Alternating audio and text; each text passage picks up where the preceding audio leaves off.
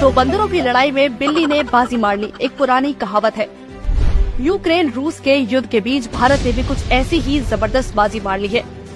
भारत में तेल नेचुरली उपलब्ध नहीं है, ये सब जानते हैं। इसके बावजूद भी भारत यूरोप का सबसे बड़ा तेल निर्यातक बन गया है, वो भी सऊदी अरब को पछाड़कर। लेकिन जब इंडिया में तेल नहीं है तो इंडिया तेल कहां से ला रहा है? तो बता दें कि ये तेल भारत खरीद रहा है अपने पक्के दोस्त रूस से। तेल पर मास्टर स्ट्रोक।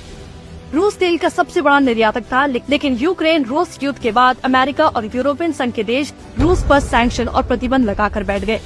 ऐसे में भारत ने रूस से संबंध नहीं तोड़े, बल्कि उससे और ज्यादा तेल खरीदना शुरू कर दिया, जिसके चलते अमेरिका, यूके और यूरोपियन देश भारत पर दबाव बनाने लगे।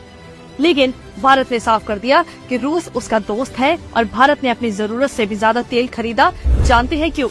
क्योंकि भारत समझ गया कि यूरोपियन देशों को तेल की जरूरत पड़ेगी और उस जरूरत को पूरा करने के लिए मोदी जी ने अपना गुजराती दिमाग चलाया और मौके पर चौका नहीं छक्का मार दिया। उन्होंने रूस से कच्चा तेल सस्ते भाव में खरीदकर उसे भारत में रिफाइन किया और भारतीय तेल बनाकर यूरोपियन देशों को बेच दिया।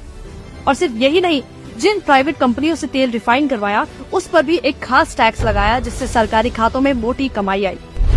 भारत को क्या फायदा? सबसे पहला फायदा हुआ कि इससे भारत के रिश्ते रूस से मजबूत हुए। इसके साथ ही यूरोपियन देशों की तेल की जरूरत में भारत संकट मोचक बन गया, जिससे हमारी विदेश नीति मजबूत हुई। तीसरा और सबसे अहम फायदा था फॉरेक्स कमाने का।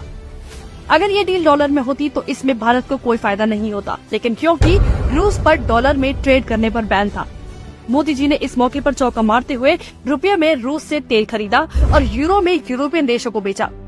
इससे हुआ क्या?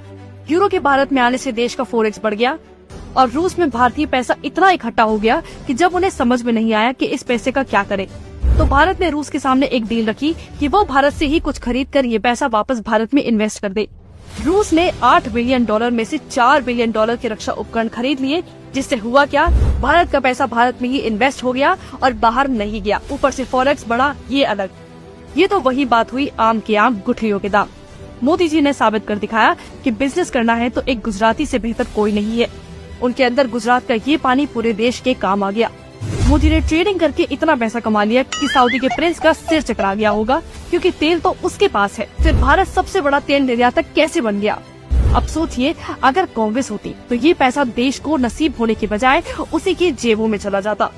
वो तो जाते जाते भी ऑयल बॉन्ड्स का बोझ मोदी सरकार पर डाल गई थी, लेकिन मोदी जी ने उसी तेल से देश के लिए पैसा कमा लिया। ये फायदा है आपके एक सही वोट का, इसलिए इस बार भी सही को चुने, क्योंकि ये देश बहुत मुश्किल से यहाँ तक पहुँचा है। इसे बचाना अब आपके हाथ में है।